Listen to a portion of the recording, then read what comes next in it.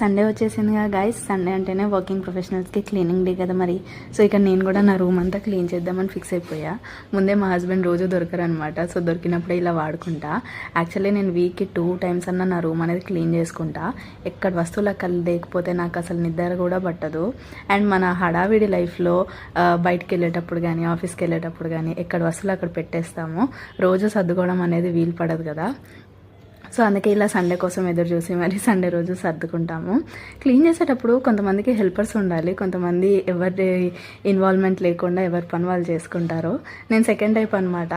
ఎవరి డిపెండెన్సీ లేకుండా చేసుకోవడమే ఇష్టపడతాను.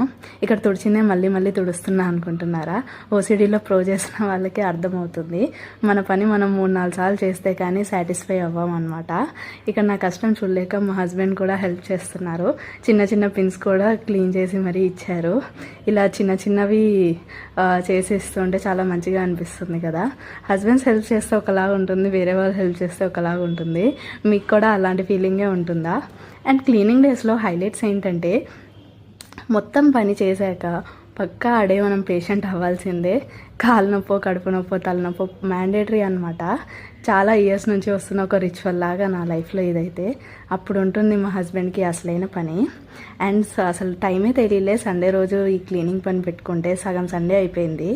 అండ్ మొత్తం క్లీనింగ్ చేశాక అసలు అలా రూమ్ని 3-4 times చూసుకుంటే వచ్చే సాటిస్ఫాక్షన్ ఉంటుంది గైస్.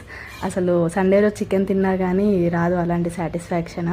ఇక్కడ నా క్లీనింగ్ సెషన్ అయితే అయిపోయింది. సో మొత్తానికి అలా నా రూమ్ అంతా చూసుకొని నేను కూడా ఫ్రెష్ అయిపోయి రిలాక్స్